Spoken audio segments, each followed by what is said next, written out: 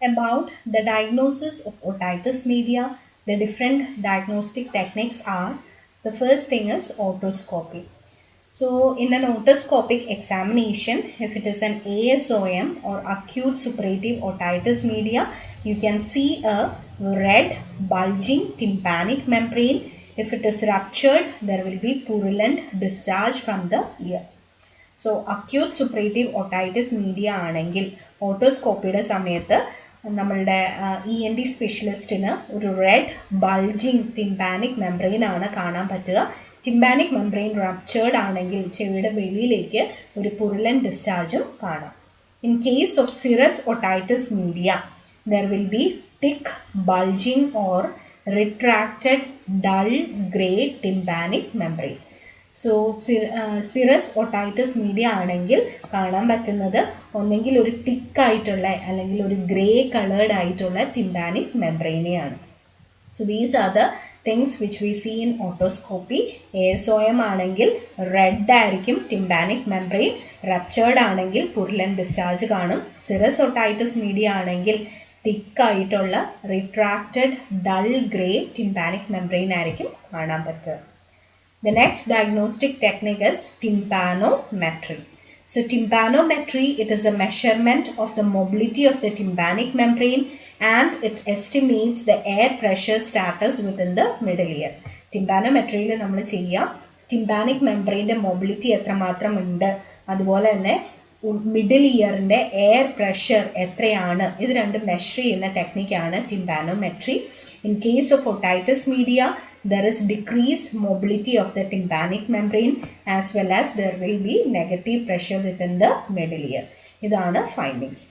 So tympanometry, it is a measurement of the mobility of the tympanic membrane. It estimates the air pressure within the middle ear. In case of otitis media, it is associated with decreased mobility of the tympanic membrane as well as a negative pressure within the middle ear. അടുത്ത diagnostic ടെക്നിക്കാണ് pneumatic ഓട്ടോസ്കോപ്പി.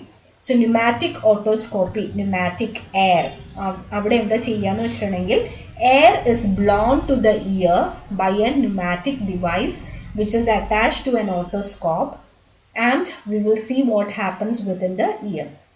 So ഇവിടെ ചെയ്യുക, ഒരു pneumatic device ഉപയോഗിച്ച് air is blown into the ear and usually the pneumatic device that is attached to an otoscope.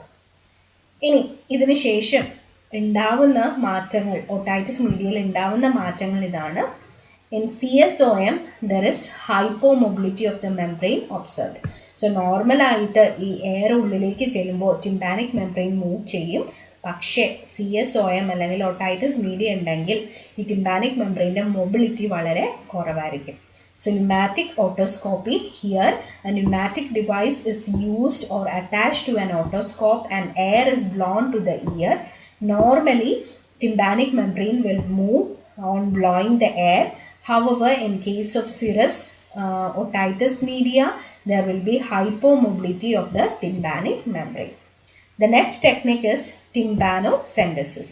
The പേര് തന്നെ ഉണ്ട്, tympanocentesis, drainage of fluid from the middle ear which is termed as tympanocentesis. അടുത്ത ടെക്നിക്കാണ് culture and sensitivity. ടിംപാനോസെൻറ്റസിസ് വഴി obtain ചെയ്യുന്ന ആ ഒരു ഫ്ലൂയിഡിനെ culture and sensitivity ചെയ്യും in order to see which organism grows within the middle ear and guide the treatment according to that. So these are the different diagnostic evaluations, which is otoscopy, tympanometry, pneumatic otoscopy, tympanocentesis and culture and sensitivity. Now let's see about the management of otitis media. Otitis media infection treat ചെയ്യാനായിട്ട് നമ്മൾ ഏറ്റവും ആദ്യം antibiotics start ചെയ്യും. So antibiotics are used in order to decrease the incidence of complications and prevent CSOM. So acute otitis media ഉണ്ടാവുമ്പോൾ അത് frequent ആയിട്ട് അല്ലെങ്കിൽ relapse ഉണ്ടാവാതിരിക്കാനായിട്ടും അതുപോലെ തന്നെ കോംപ്ലിക്കേഷൻസ് അവോയ്ഡ് ചെയ്യാനായിട്ടുമാണ് ആൻറ്റിബയോട്ടിക്സ് യൂഷ്വലി കൊടുക്കുക. Antibacterial agents commonly used are ampicillin, amoxicillin, erythromycin, cefaclor, sulfonamide, either alone or in combination. So ഈ antibiotics ഒക്കെയാണ് use ചെയ്യുന്നത് like ampicillin, amoxicillin, erythromycin, cefaclor, as well as sulfonamide. And the antibiotic treatment is usually given for 10 to 14 days. ഇനി കുട്ടിക്ക് ഭയങ്കരമായിട്ട് pain ഉണ്ടാവും, അതുപോലെ തന്നെ പനി ഉണ്ടാവും അല്ലേ. So we give analgesics and antipyretics in order to relieve the discomfort or the pain as well as fever. ഫീവറിനെ മാനേജ് ചെയ്യാനായിട്ട് we will also do tepid sponging and കുട്ടിക്ക് നല്ലപോലെ ഒന്ന് ഉറങ്ങാനായിട്ടൊക്കെ we may sedate the child using meperidine hydrochloride. So then the second modality of care is analgesics and antipyretics. പിന്നെ ear drops കൊടുക്കും. Usually we give warm ear drops. This is given for comfort of the child. In case of chronic suppurative otitis media, drops containing antibiotics and steroids or acetic acid may be used. This is given in order to lower the pH and stop the bacterial growth. So CSOയിൽ നമ്മൾ ചെയ്യുന്നത് antibiotics അല്ലെങ്കിൽ steroids ആണ് കൊടുക്കുക, അല്ലെങ്കിൽ നമ്മൾ acetic acid അടങ്ങിയ year drops കൊടുക്കും. Acetic acid അല്ലെങ്കിൽ ആ ഒരു ആസിഡ് കണ്ടന്റിനുള്ളിലേക്ക് ചെല്ലുമ്പോൾ ഇയറിൻ്റെ pH കുറയുകയും അതുപോലെ തന്നെ ബാക്ടീരിയൽ ഗ്രോത്ത് കുറയ്ക്കാനായിട്ടും അത് സഹായിക്കും. Drops, they are allowed to remain in the ear for 5 minutes and then they are drained out. Usually drops 5 minute hold ചെയ്ത് അതിന് ശേഷം അത് ഡ്രെയിൻ ഔട്ട് ചെയ്യുകയാണ് ചെയ്യുക.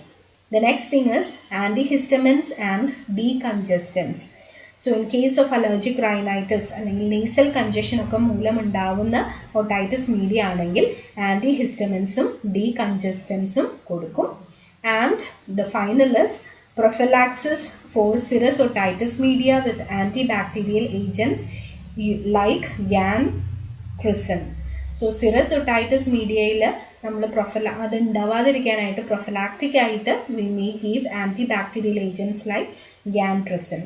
So this is the medical management of otitis media: antibiotics, analgesics and antipyretics, warm ear drops, antihistamines and decongestants, and prophylaxis for SOM. Now coming to the surgical management. Surgical management is done only if the child is not responding to any kind of treatment like antibiotics, if there is progressive hearing loss or serious complications like meningitis or mastoiditis. ഈ കേസിൽ മാത്രമേ നമ്മൾ surgery ചെയ്യുള്ളൂ. ഒന്നെങ്കിൽ കുട്ടി ആൻറ്റിബയോട്ടിക്സിനോട് നല്ലപോലെ respond ചെയ്യുന്നില്ല, അല്ലെങ്കിൽ ഹിയറിംഗ് ലോസ് ഉണ്ടാവുകയാണ്, അല്ലെങ്കിൽ സീരിയസ് കോംപ്ലിക്കേഷൻസ് ഉണ്ട്. We go for surgical treatment like tympanocentesis. ഇത് നമ്മൾ നേരത്തെ പറഞ്ഞതാണ്. Draining the secretions from the middle ear, which is known as tympanocentesis. And here we use a surgical puncture of the tympanic membrane for draining the middle ear to identify the constitutive organism. The second modality is myringotomy. So myringotomy, a surgical incision of the inferior portion of the tympanic membrane for draining the middle ear. ഇതാണ് myringotomyയിൽ നമ്മൾ ആദ്യമേ ചെയ്യുക. We put a surgical incision in the inferior portion of the tympanic membrane. ആദ്യമേ നമ്മൾ middle ഇയറിലുള്ള secretions ഒക്കെ drain out ചെയ്യും. അതിനുശേഷം we will insert a myringotomy or a tympanostomy tube for continued drainage, equalization of the pressure in the middle ear and permitting the eustachian tube to recover. So myringotomy procedure രണ്ട് steps ആണ്. ആദ്യമേ നമ്മൾ tympanic മെംബ്രെയിൻ്റെ inferior പോർഷനിൽ ഒരു incision ഇട്ട ശേഷം അവിടുന്ന് secretions drain out ചെയ്യും. അത് മാത്രമല്ല സെക്കൻഡ് സ്റ്റേജിൽ നമ്മളൊരു ട്യൂബ് ഇൻസേർട്ട് ചെയ്യും. ഈ ട്യൂബിൻ്റെ പേര് myringotomy ട്യൂബ് അല്ലെങ്കിൽ ടിംപാനോസ്റ്റമി ട്യൂബ് എന്നാണ്. ഈ ട്യൂബ് ഇൻസേർട്ട് ചെയ്യാനുള്ള കാരണം for continued drainage, equalization of the pressure and allowing time for the eustachian tube to recover. So surgical management le രണ്ടെണ്ണമാണ് നമ്മൾ കണ്ടത്, tympanocentesis and myringotomy. Myringotomy tube, they are placed in there for about 6 months or until it's spontaneously rejected. So അത് remove ചെയ്യേണ്ട കാര്യമില്ല, അത് spontaneously വെളിയിലേക്ക് വരും. Usually അത് ഒന്നെങ്കിൽ 6 മന്ത്സിലേക്ക് അല്ലെങ്കിൽ എപ്പോഴാണോ അത് വെളിയിലേക്ക് വരുന്നത് അതുവരെ അത് അവിടെ റിമെയിൻ ചെയ്യാൻ അലൗ ചെയ്യും. Parents, they are educated that these are very small white or colored plastic spoon